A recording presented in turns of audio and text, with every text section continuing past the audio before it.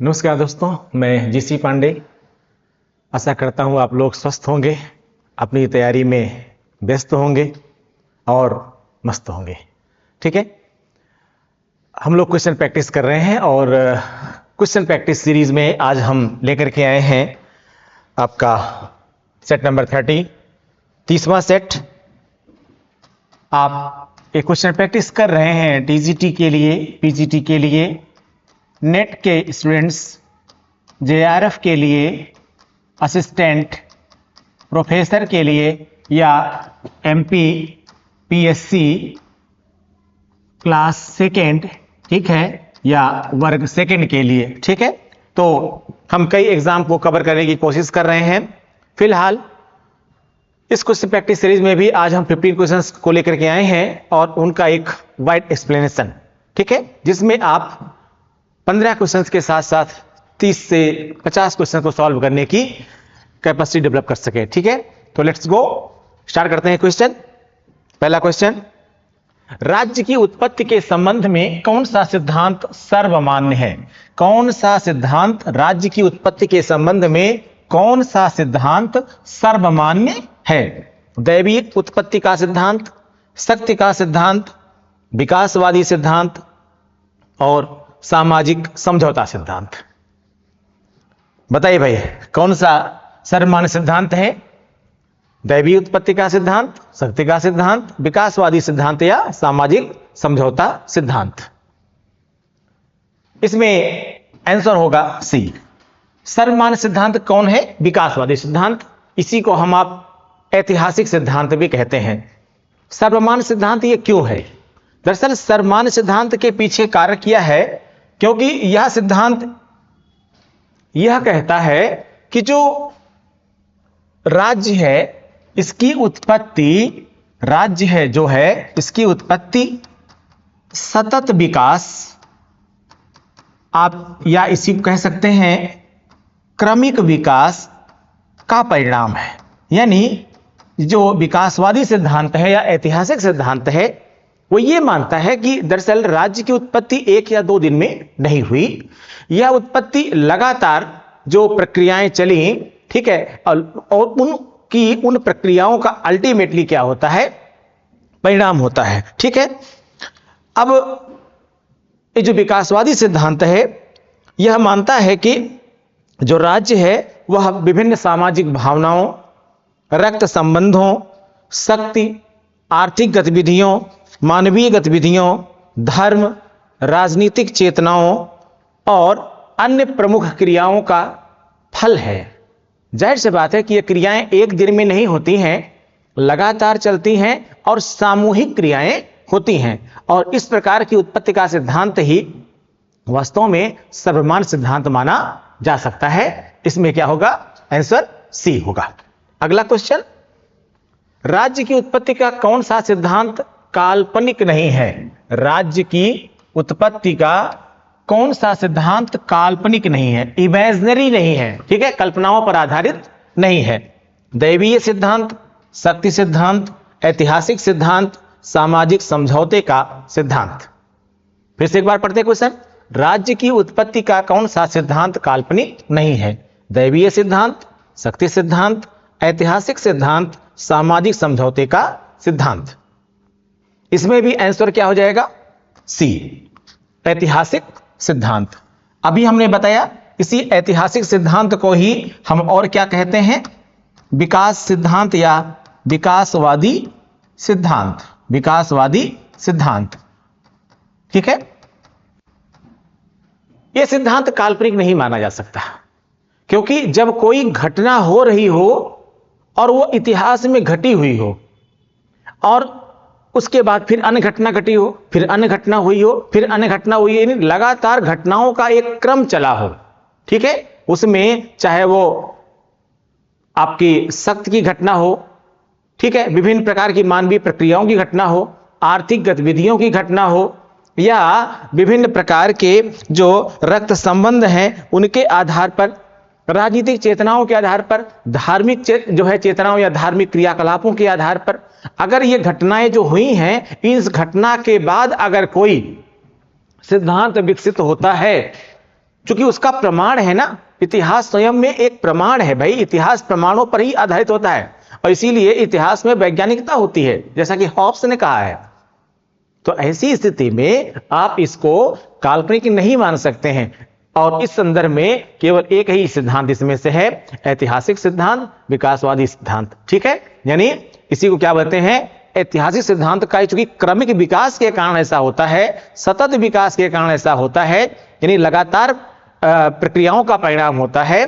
ठीक है, इसीलिए इसको काल्पनिक नहीं माना जा सकता। जबकि दैवीय सिद्धांत, शक्ति सिद्धांत या सामाजिक समझौते का जो सिद्धांत है, यह धरातल पर नहीं होता बल्कि वास्तव में विभिन्न प्रकार की कल्पनाओं का जो है वो परिणाम होता है। ठीक है, आइए अगला क्वेश्चन देखते हैं।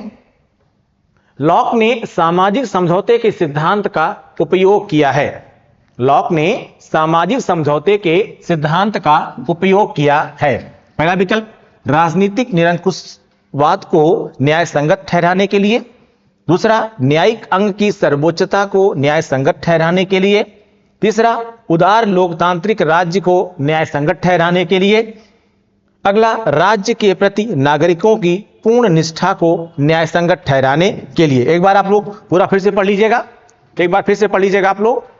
लॉक ने सामाजिक समझौते के सिद्धांत का उपयोग किया है। चार विकल्प आपके सामने हैं, बताइए भाई किसके लिए उपयोग किया है। इसका आंसर भी होगा सी। आज पहले क्वेश्चन का आंसर भी सी, दूसरे क्वेश्चन का आंसर भी सी और तीसरे का भी सी। शायद ऐसा ही सीक्वेंस रहा होगा मेरे ख्याल से, कोई बात नहीं। ठीक है, क्या है भाई, लॉक ने सामाजिक समझौते के सिद्धांत का उपयोग किस कारण के लिए किया है, उदार लोकतांत्रिक राज्य को न्याय संगत ठहराने के लिए। ठीक है, क्यों भाई, दरअसल लॉक का जो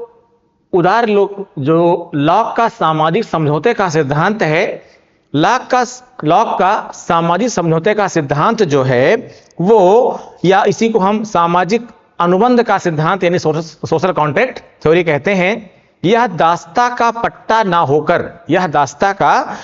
होकर स्वतंत्रता का अधिकार पत्र है। दास्ता का पट्टा ना होकर स्वतंत्रता का अधिकार पत्र है। मतलब यह दास्ता के बारे में नहीं बल्कि स्वतंत्रता के बारे में बात करता है। और स्वतंत्रता के बारे में कौन बात करेगा, उदार लोकतांत्रिक राज्य। ठीक है, क्योंकि उदार लोकतांत्रिक राज्य ही न्याय संगत हो सकता है। ठीक है, यह भी समझना होगा आपको। ठीक है, लॉक क्या कहता है, लॉक ये कहता है कि राज्य क्या होता है, ये कहता है कि जो स्टेट है यानी जो राज्य है ये एक ट्रस्ट है। क्या है, एक ट्रस्ट। ट्रस्ट को आप सामान्य भाषा में कह सकते हैं म्यूचुअल अंडरस्टैंडिंग या विश्वास। जब राज्य का गठन होता है किसके मध्य में, नागरिकों के और शासकों के मध्य में, यानी नागरिकों के द्वारा ही राज्य का एक तरह से गठन होता है, ऐसा आप मानते हैं। तो राज्य और नागरिक के बीच में एक ट्रस्ट होता है कि राज्य जो गठित हो रहा है उसका काम होगा कल्याण का काम, उसका काम होगा नागरिकों के हितों से संबंधित कार्य। ठीक है ना, राज्य इसलिए नहीं बना रहे हैं कि आप मेरे को दास्ता के अंदर लेके चले आइए, जबकि राज्य का सृजन इसलिए किया जा रहा है कि आप हमको स्वतंत्र रखिए, आप हमारे ऊपर शासन मत करिए। ठीक है, हम आपके शासित नहीं हैं बल्कि हमने एक सोशल कॉन्ट्रैक्ट किया है। और यही समझना होगा आपको कि जब राज्य यह सोशल कॉन्ट्रैक्ट भूल जाता है, यानी इस ट्रस्ट का वायलेशन करता है, इस अनुबंध का से अलग होने लगता है, इस अनुबंध के हिसाब से नहीं काम करता है, नागरिकों का विश्वास खो देता है, तो नागरिकों को स्पष्टता उसके विरुद्ध विरोध करने का अधिकार भी प्राप्त हो जाता है। ठीक है ना, यानी नागरिकों को राज्य के विरुद्ध में विरोध करने का अधिकार भी प्राप्त हो जाता है। ठीक है ना, जाहिर सी बात है कि लॉक ने उदार लोकतांत्रिक राज्य को न्याय संगत ठहराने के लिए ही सामाजिक समझौते के सिद्धांत का प्रयोग किया था। ठीक है, आइए अगला क्वेश्चन देखते हैं। राज्य की उत्पत्ति के संबंध में मनु ने कौन सा सिद्धांत स्वीकार किया। राज्य की उत्पत्ति के संबंध में मनु ने कौन सा सिद्धांत स्वीकार किया। दैवीय सिद्धांत, शक्ति सिद्धांत, सामाजिक संविदा सिद्धांत, पितृसत्तात्मक सिद्धांत। ठीक है, दैवीय सिद्धांत, शक्ति सिद्धांत, सामाजिक संविदा सिद्धांत, पितृसत्तात्मक सिद्धांत। आप मनु के बारे में आप जानते हैं। मनु ने क्या लिखा भाई? मनु स्मृति लिखा, ठीक है ना। मनु स्मृति लिखा। मनु स्मृति में मनु क्या बताता है? मनु क्या बताता है? मनु ये बताता है कि जो राज्य है वह कहीं ना कहीं ईश्वर की इच्छा का परिणाम है। वो कहता है कि ईश्वर कब आते हैं? मनुस्मृति में वह लिखता है कि जब इस लोक में अराजकता फैल गई है, ठीक है, एनार्की आ गई है। कोई कुछ भी करेगा, जिसके पास शक्ति है वह उस शक्ति का इस्तेमाल करके कुछ भी कर सकता है, सत्ता की प्राप्ति कर सकता है, लोगों पर शासन कर सकता है, नीतिगत कार्य कर सकता है, अनीतिगत कार्य कर सकता है, ठीक है। तो ऐसे में क्या होता है?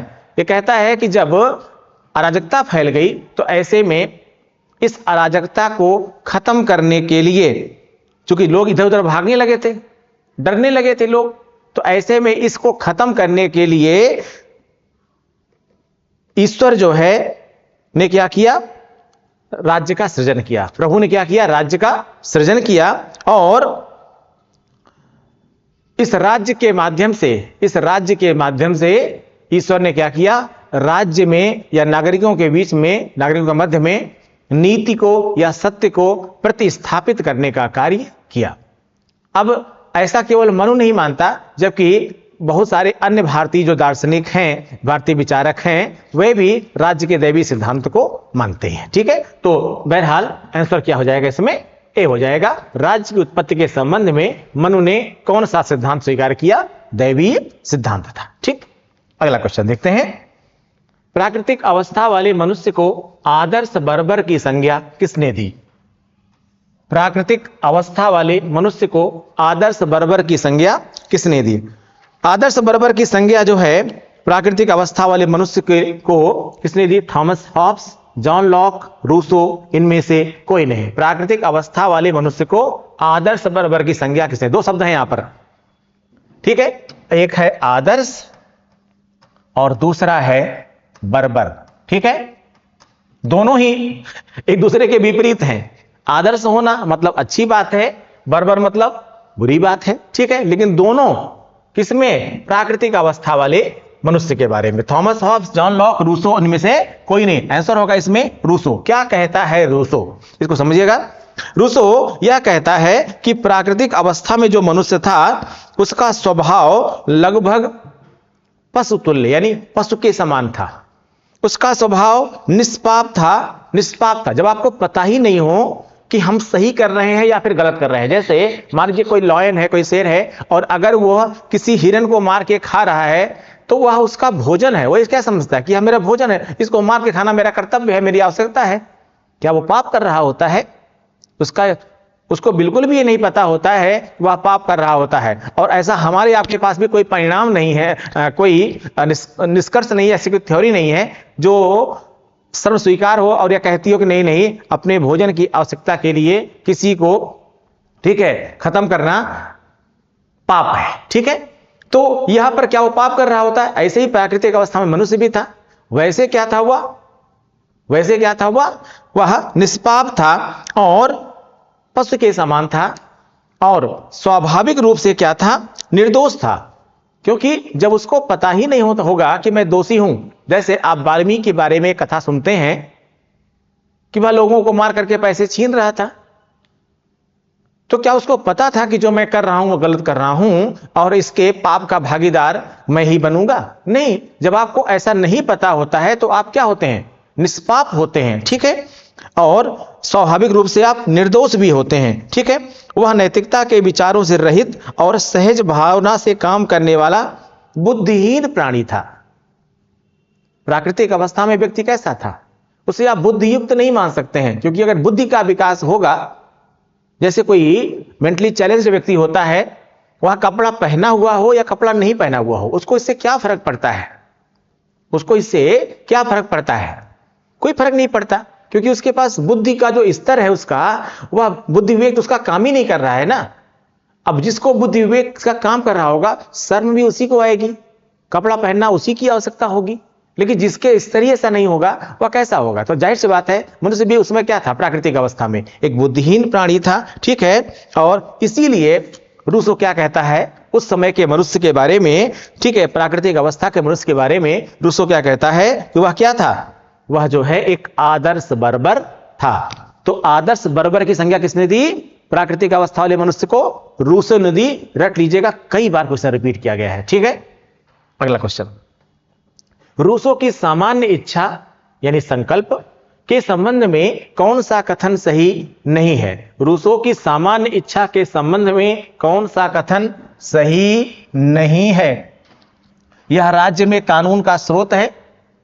सामान्य इच्छा के संबंध में यह सही है। यह सदैव जनहित में होती है, बिल्कुल होती है। यह सबकी इच्छा है, यह सदैव सही होती है। मेरे हिसाब से यह राज्य में कानून का स्रोत है, यह सही है।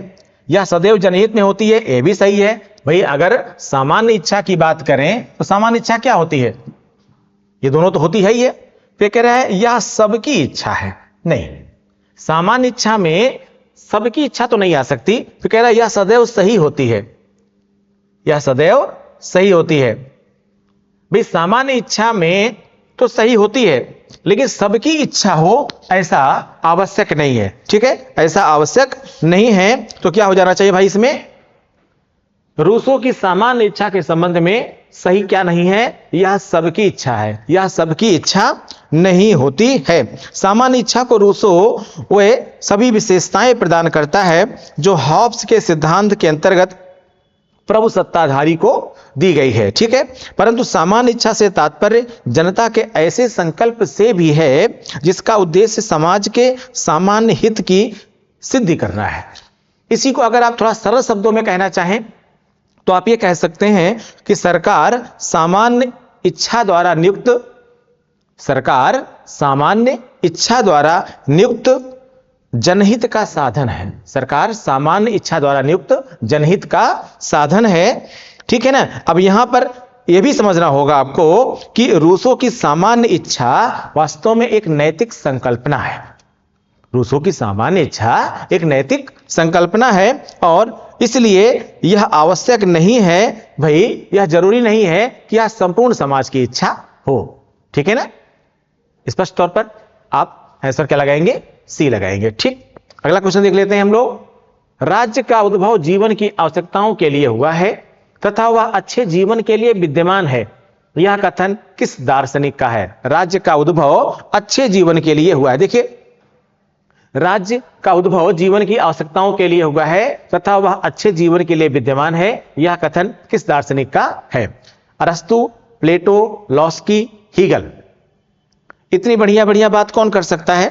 इतनी बढ़िया बढ़िया बात एक ही आदमी कर सकता है, अरस्तु, ठीक है ना। क्या कहता है अरस्तु? कि राज्य का उद्भव जीवन की आवश्यकताओं के लिए हुआ है और वह अच्छे जीवन के लिए विद्यमान है। यानी राज्य का अस्तित्व लोगों के विभिन्न प्रकार से, लोगों का विभिन्न प्रकार से कल्याण करना, लोगों का एक अच्छा जीवन स्तर देना, इसके लिए हुआ है, ठीक है। अब यहां पर जो है ये अरस्तु यह मानता है, किसमें मानता है? आप जानते हैं इसकी जो इंपॉर्टेंट बुक रही है वो कौन सी थी? पॉलिटिक्स, ठीक है ना। पॉलिटिक्स के पहले अध्याय, प्रथम भाग में पॉलिटिक्स का जो पहला पार्ट है, फर्स्ट पार्ट है, उसमें राज्य के स्वरूप, उत्पत्ति और उसके उद्देश्य के बारे में अरस्तु ने वर्णन किया है, ठीक है ना। उसमें क्या कहता है कि राज्य का उद्भव जीवन की आवश्यकताओं के लिए हुआ है तथा वह अच्छे जीवन के लिए विद्यमान है। यानी वह साफ साफ कहता है कि राज्य का जो विकास है वह परिवार, फिर उसके बाद समाज, और फिर ये नहीं कह सकते हैं कि परिवार, गांव और फिर राज्य के रूप में हुआ है। यानी यहां पर भी क्रमिक विकास हुआ है। पहले परिवार बनता है, फिर गांव बनता है या समाज कह सकते हैं, और फिर क्या बन जाता है? राज्य बन जाता है, ठीक है ना। और यह मानता है कि जो लोग हैं वे सामूहिक रूप से इकट्ठा तभी होते हैं जब उनमें इस प्रकार की भावना हो कि वे आपस में अच्छे जीवन का उद्देश्य पूरा कर पाएंगे या अच्छा जीवन जी सकते हैं, तभी वे साथ रहने की बात करते हैं। कोई व्यक्ति उसमें से अलग तभी होता है जब उसको लगता है कि नहीं, हम एक अच्छा जीवन नहीं जी पा रहे हैं, ठीक है ना। और जब इकट्ठे वो रहते हैं, अरस्तु कहता है कि जब वो इकट्ठे रहते हैं तो इकट्ठे रहने का एक फायदा ये होता है कि कोई किसी कार्य में एक्सपर्ट होता है, कोई किसी कार्य में एक्सपर्ट होता है, और इस एक्सपर्टाइजेशन के कारण लोगों में डिवीजन ऑफ लेबर हो जाता है, श्रम विभाजन हो जाता है। और जब श्रम विभाजन हो जाता है तो श्रम विभाजन से फायदा यह होता है कि लोग एक दूसरे पर, अब ये फायदा भी है नुकसान भी है, कि लोग एक दूसरे पर पारस्परिक निर्भर हो जाते हैं। भाई कोई किसी काम में एक्सपर्ट है तो कोई किसी काम में एक्सपर्ट है, तो ऐसे में एक दूसरे की आवश्यकता तो पड़ेगी ना। जैसे आप गांव समाज में कहीं पर भी देखते हैं, शहरी समाज हो या ग्रामीण समाज हो, तो कोई एक व्यक्ति कुछ कार्य करता है, कोई एक व्यक्ति कुछ कार्य करता है, वह उसके काम आता है, वह उसके काम आता है, या कह सकते हैं सब सबके काम आते हैं। अगर किसी व्यक्ति की जूते की दुकान है, किसी व्यक्ति की कपड़े की दुकान होगी, अगर एक व्यक्ति जूता खरीदने जाएगा उसके यहां, तो जूते वाला उसके यहां कपड़ा खरीदने जाएगा ना भाई। जाहिर सी बात है कि पारस्परिक निर्भरता हो जाती है, ठीक है। लेकिन इसमें ऐसा बिल्कुल नहीं हो सकता है कि अगर पारस्परिक निर्भरता है तो आपस में विवाद नहीं होंगे। विवाद भी होगा, अच्छे के साथ साथ हर कार्य में बुरा भी होता है, तो ऐसे में विवाद होगा। तो विवाद का समाधान कैसे होगा? विवाद का समाधान अगर शक्ति से होगा तो शक्ति की फिर तो वही शक्ति सिद्धांत हो जाएगा। सभी शक्ति को हासिल करने का प्रयास करेंगे और जिसकी लाठी उसकी भैंस हो जाएगी, तो ये मामला गड़बड़ हो जाएगा। इसी को रोकने के लिए अरस्तु कहता है कि इसी को रोकने के लिए राज्य की उत्पत्ति होती है, ठीक है ना। और राज्य जो है न्याय संगत कार्य करता है इस आधार पर कि लोगों की जीवन की आवश्यकताएं पूरी हों और वह अच्छा जीवन जी सके, ठीक है। तो यहां पर आंसर क्या हो जाएगा? अरस्तु हो जाएगा। अगला क्वेश्चन हम लोग देखते हैं, ठीक है। क्या कहता है अगला क्वेश्चन? मनुष्य स्वतंत्र पैदा हुआ है, मनुष्य स्वतंत्र पैदा हुआ है किंतु वह सर्वत्र जंजीरों में बंधा हुआ है। मनुष्य स्वतंत्र पैदा हुआ है किंतु वह सर्वत्र जंजीरों में बंधा हुआ है। इस वाक्य से रूसो का आशय है कि, इनमें से इस आशय है कि, क्या आशय है भाई? पहला विकल्प है इनमें से कुछ श्रृंखलाओं को सामान्य इच्छा से वैध बनाया जाए। सेकंड कह रहा है इन श्रृंखलाओं को तोड़ दिया जाए। सी कह रहा है इन श्रृंखलाओं से कैदियों को मुक्त किया जाए। और डी कह रहा है सभी कारागार तोड़ दिए जाएं, ठीक है ना भाई। कह रहा है कि मनुष्य स्वतंत्र पैदा हुआ है किंतु वह सर्वत्र जंजीरों से बंधा हुआ है। तो अगर जंजीरों से बंधा हुआ है तो अभी हमने आपको इससे पहले क्वेश्चन कराया था ना कि वह दासता का पट्टा ना होकर स्वतंत्रता का अधिकार है। भाई क्या किया जाए कि पैदा आप स्वतंत्र होते हैं लेकिन उसके बाद आप क्या हो जाते हैं? धीरे धीरे कानून की जंजीरों से, राज्य की जंजीरों से आप बंध जाते हैं। ये नहीं कर सकते, वो नहीं कर सकते, ऐसा नहीं कर सकते, वैसा नहीं कर सकते। आप घर के अंदर हैं तो कानून से बंधे हैं, घर से निकले नहीं कि फिर कानून से बंध गए। जन्म के साथ आपका कानून प्रारंभ होता है और मृत्यु के साथ आपके साथ कानून खत्म हो जाता है। तो ऐसे में यहां पर उद्देश्य क्या था? बोलो भाई, इसका उद्देश्य क्या था कि जो ये श्रृंखला है ना कि आप लगातार कानूनों में जकड़े चले जा रहे हैं, ठीक है, इसको हमको तोड़ना चाहिए, ठीक है। रूसो की बहुत इंपॉर्टेंट जो बुक है आप उसको जानते हैं, द सोशल कॉन्ट्रैक्ट। क्या नाम है उसका? Social contract. सोशल कॉन्ट्रैक्ट में रूसो, दरअसल सोशल कॉन्ट्रैक्ट की स्टार्टिंग ही रूसो इन शब्दों के साथ करता है। सोशल कॉन्ट्रैक्ट बुक की स्टार्टिंग ही रूसो इन वर्ड्स के साथ करता है। क्या कहता है कि मनुष्य स्वतंत्र पैदा हुआ है किंतु वह सर्वत्र जंजीरों से बंधा हुआ है, ठीक है। इस वाक्य से रूसो, इस सेंटेंस का से मतलब क्या है रूसो का? रूसो का मतलब यह है कि मनुष्य प्राकृतिक दशा में स्वतंत्र था। मनुष्य जब अपनी नेचुरल स्टेज में था, जहां पर राज्य जैसा कुछ भी नहीं था, तो क्या था? स्वतंत्र था। लेकिन जैसे ही वह सभ्य हुआ, या कह सकते हैं कि सभ्यता का विकास हुआ, उसने मनुष्य की स्वतंत्रता को छीनकर उसे विभिन्न प्रकार के बंधनों से बांध दिया। यानी प्राकृतिक अवस्था में आप अधिक स्वतंत्र होते हैं, लेकिन जैसे ही सभ्य होना प्रारंभ करते हैं आप विभिन्न प्रकार की जंजीरों से बंधते हुए चले जाते हैं। लेकिन यह साथ साथ कहता है कि अगर हमें सभ्य समाज में स्वतंत्रता को वापस लाना है, अगर हमें सभ्य समाज में स्वतंत्रता को वापस लाना है तो हमें प्राकृतिक दशा की ओर लौट जाना चाहिए। और ये जो सीरीज है कि जन्म तो स्वतंत्र अवस्था में हुआ है लेकिन जंजीरों से बांध दिया गया है, उस श्रृंखला को तोड़ दिया जाए, उस श्रृंखला को तोड़ दिया जाए। जैसे आप देखते हैं ना किसी किसी धर्म में या किसी किसी जाति में कि भाई आप इस जाति में हो तो ये नहीं कर सकते, उस जाति में हो तो ये नहीं कर सकते, या इस धर्म में हो तो आपको ऐसे ही कपड़ा पहनना पड़ेगा, या इस धर्म में हो तो आपको इसी प्रकार का क्रियाकलाप करना पड़ेगा। वहीं एक बच्चा जो नया बड़ा हो रहा होता है वो कहता है कि नहीं मैं इसको नहीं मानूंगा, मैं क्यों मानूं इसको? तो आप उसको क्या करते हैं? सामाजिक बंधनों की दुहाई देते हैं, राज्य की दुहाई देते हैं, परंपराओं की दुहाई देते हैं कि नहीं बेटा आपको ऐसा करना पड़ेगा। अल्टीमेटली वह इसको स्वीकार कर लेता है और उसी बंधनों से बंध जाता है। रूसो कहता है कि प्राकृतिक अवस्था में लौटना है, वास्तव में सभ्य अवस्था में लौटना है तो आपकी स्वतंत्रता को आपको वापस करना होगा। जाहिर सही है जो श्रृंखला चल रही है इस श्रृंखला को हमें क्या करना है? तोड़ देना है। अगला क्वेश्चन, किस राजनीतिक चिंतक ने अपनी आत्मकथा में लिखा कि उसकी मां ने जुड़वा बच्चों को जन्म दिया, उसकी मां ने जुड़वा बच्चों को जन्म दिया, स्वयं उसे तथा डर, स्वयं उसे तथा डर, ठीक है, स्वयं उसे तथा डर। बहुत इंपॉर्टेंट ये स्टेटमेंट है और आप कह सकते हैं कि जितने भी राजनीति विज्ञान के पढ़ने वाले लोग हैं उनको कहीं ना कहीं सोचने पर यह विवश कर देता है। और ऐसा स्टेटमेंट इनमें से कौन दे सकता है? Rousseau, Thomas Hobbes, John Locke या कोई और? ऐसा स्टेटमेंट कि उसकी मां ने जुड़वा बच्चों को जन्म दिया, स्वयं उसे और डर, ऐसा स्टेटमेंट केवल थॉमस हॉब्स दे सकता है। हम ऐसा क्यों कह रहे हैं?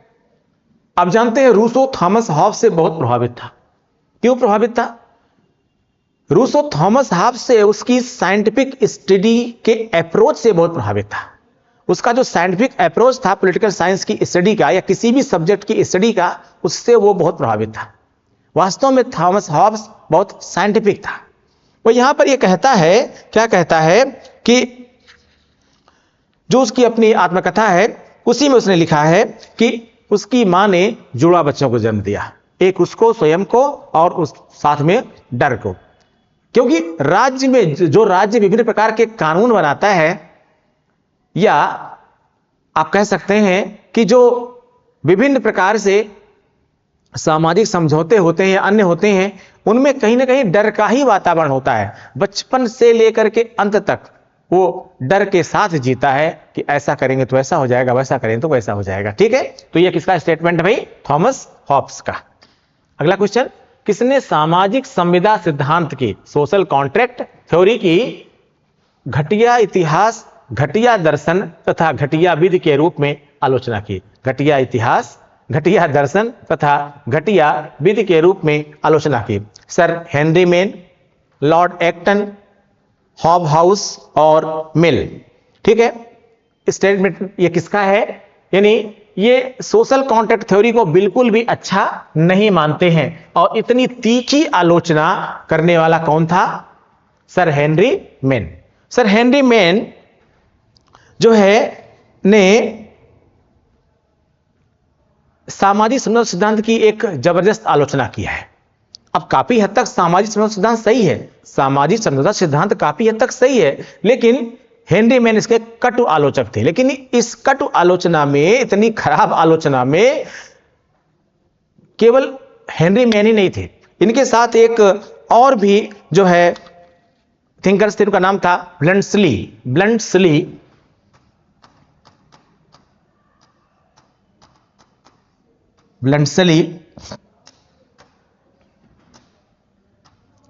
ब्लंट्सली भी ऐसे ही सामाजिक समझौता सिद्धांत के बारे में कहते हैं। क्या कहते हैं? ये कहते हैं कि यह अत्यंत भयंकर, कपोल कल्पना और सरासर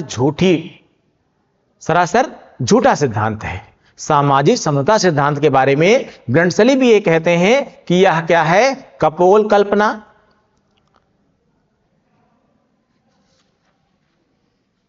अत्यंत भयंकर और सरासर झूठा सिद्धांत है। ठीक है, तो सर हेनरी मैन के साथ साथ ब्रंटसली भी सामाजिक समझौता सिद्धांत के यानी सोशल कॉन्ट्रैक्ट थ्योरी के कटु आलोचक रहे हैं। अगला क्वेश्चन देखते हैं। प्रत्येक राज्य की उत्पत्ति के सिद्धांत में राजनीतिक चेतना एक कारक है। प्रत्येक राज्य की उत्पत्ति के सिद्धांत में राजनीतिक चेतना एक कारक है।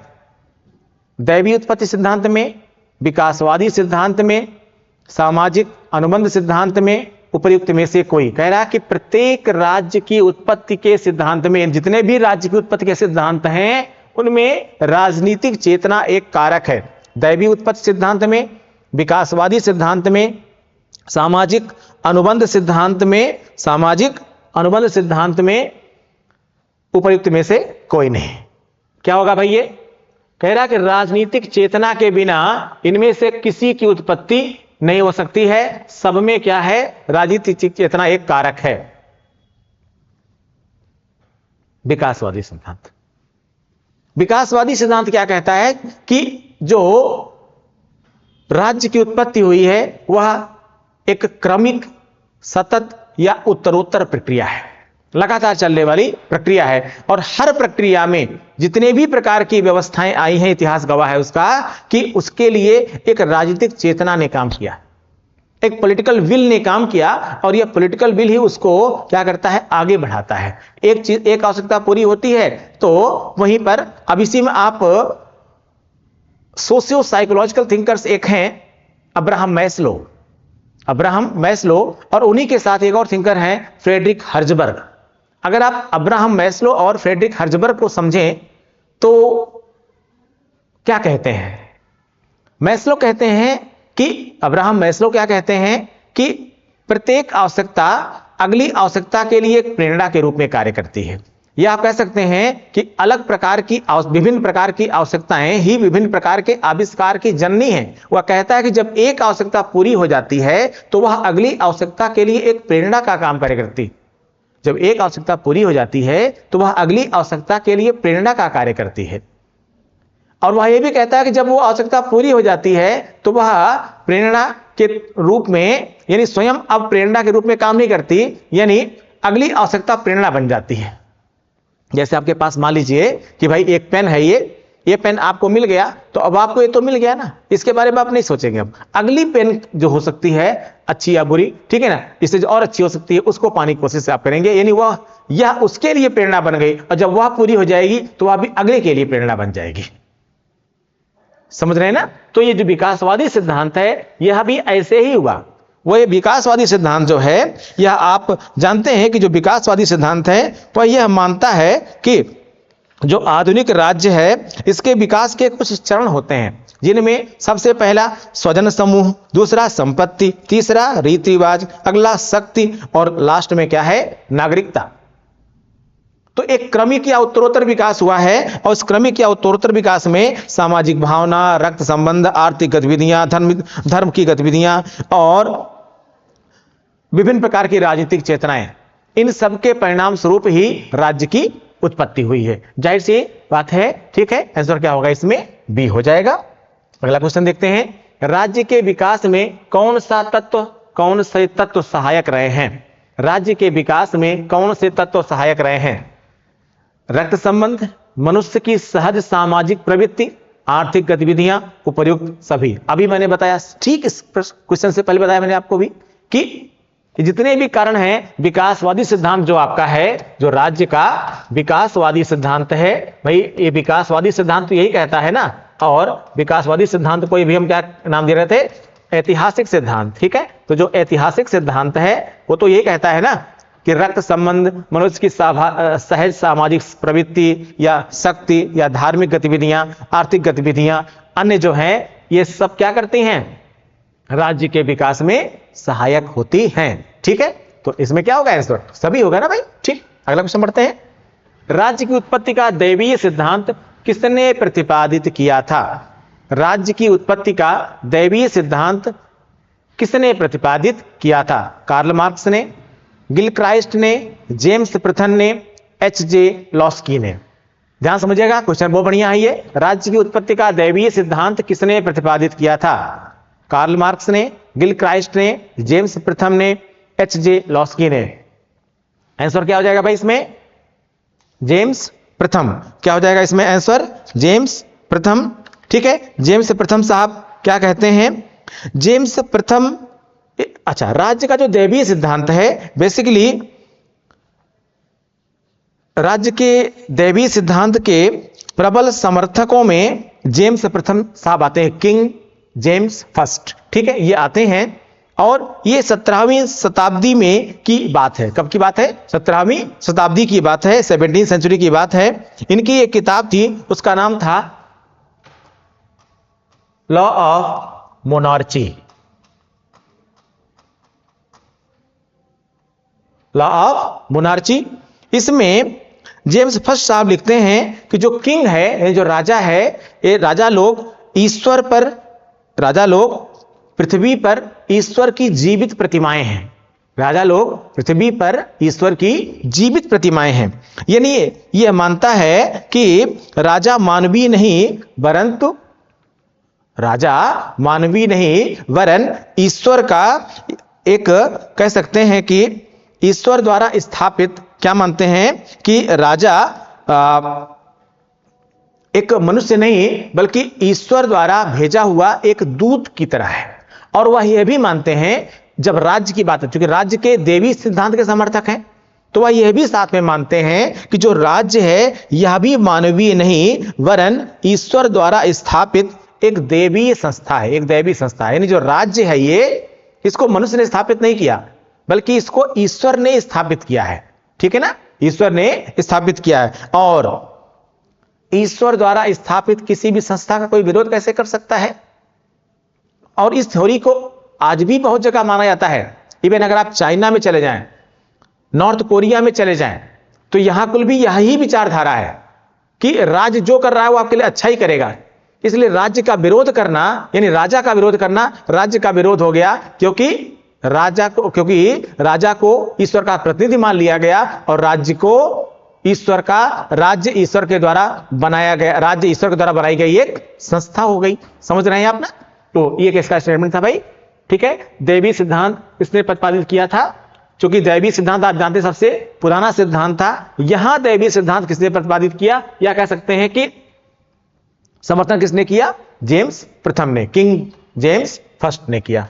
अगला क्वेश्चन, किसने कहा कि दंड एवं पुरस्कार के द्वारा समाज के सुख की वृद्धि करना ही सरकार का मुख्य उद्देश्य है?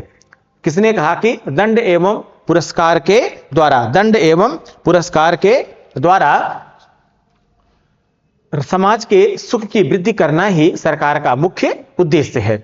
Jeremy Bentham, JS. मिल, ठीक है, हीगल, ये यहां पर ये नहीं होगा, ठीक है, हीगल ने, या ये भी गलत है, यहां पर आ गया है अरस्तु ने। ठीक है, किसने कहा भाई? जेरेमी बेंथम ने, जे.एस. मिल ने, हीगल ने, या फिर अरस्तु ने। आंसर क्या होगा इसमें? Jeremy Bentham. Jeremy Bentham, Jeremy Bentham जो है ने राज्य और सरकार का लक्ष्य बताया है। क्या बताया है? जेरेमी बेंथम कहता है कि राज्य और सरकार का जो मुख्य लक्ष्य है वह यह है कि लोगों को अधिकतम सुख प्राप्त हो सके। लोगों को क्या हो सके? अधिकतम सुख प्राप्त हो सके। और अधिकतम सुख कैसे प्राप्त होगा?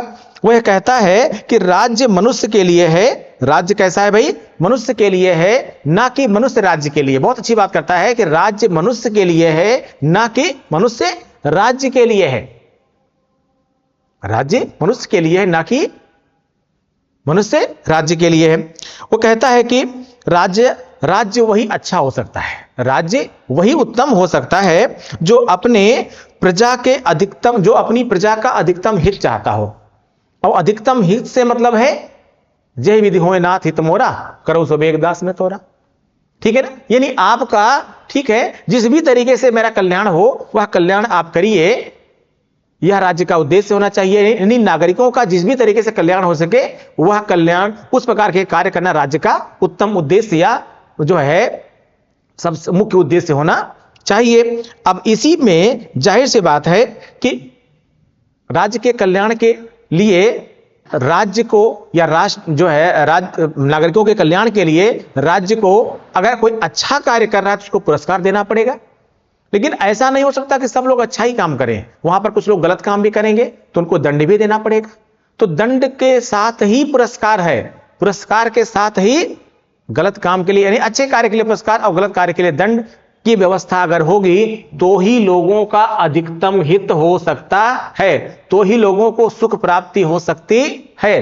आज की वर्तमान व्यवस्था में भी आप इसको फिट पाते होंगे कि अगर कोई गलत काम कर रहा है तो क्या करिए, उसको दंड दिया जाना चाहिए, और कोई अगर अच्छा कार्य कर रहा है तो उसको पुरस्कार दिया जाना चाहिए जिससे कि वह और अच्छा कार्य करने के लिए प्रोत्साहित हो। ठीक है, जिससे कि वो और अच्छा कार्य करने के लिए प्रोत्साहित। इसलिए मैं आपसे कहता हूं लाइक भी कर लीजिए, सब्सक्राइब भी कर लीजिए, अच्छा कर रहा हूं तो शेयर भी कर लीजिए, और कुछ गलती हो रही है तो हमें बताइए भी भाई कि कुछ गलती भी हो रही है। ठीक है, चीजें साथ साथ जुड़ी होती हैं बेटा।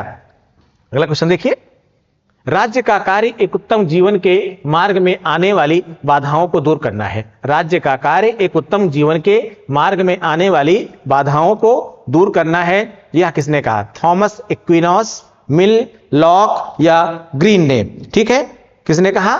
थॉमस एक्विनॉस, मिल लॉक या ग्रीन ने। बिल्कुल एकदम स्टेटमेंट वही है जो अभी मैंने आपको इससे पहले वाले क्वेश्चन में बताया। ठीक है, एकदम जेरेमी बेंथम वाला ही ये स्टेटमेंट है। एकदम किसका स्टेटमेंट है? ग्रीन का स्टेटमेंट है। ठीक है, ग्रीन क्या कहता है इसके बारे में? ठीक है, ग्रीन ने राज्य के बारे में यही कहा है। ठीक है, ग्रीन का जो टाइम था आप लोग जानते हैं, लगभग 1836 से 1882 का टाइम था।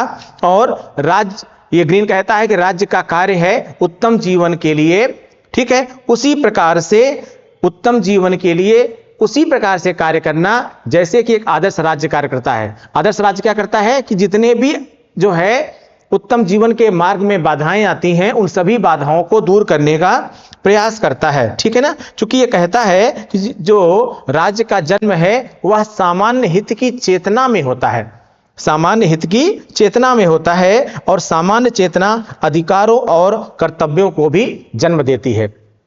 चेतना क्या करती है? अधिकारों और कर्तव्यों को भी जन्म देती है। और साथ में अधिकार और कर्तव्य जब आते हैं तो इन अधिकारों को और कर्तव्यों का प्रतिपालन कराने के लिए या प्रदत्त करने के लिए, देने के लिए राज्य का जन्म होता है। यानी एक संस्था बनती है, वह संस्था क्या हो सकती है? राज्य हो सकती है। ठीक है, और लेकिन कौन सा राज्य कर पाएगा ऐसा कार्य?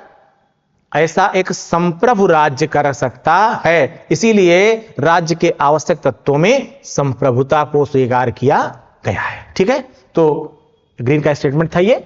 ठीक है, ये थी कुल आपकी 15 क्वेश्चंस। मिलते हैं अगले सेशन में। Thank you.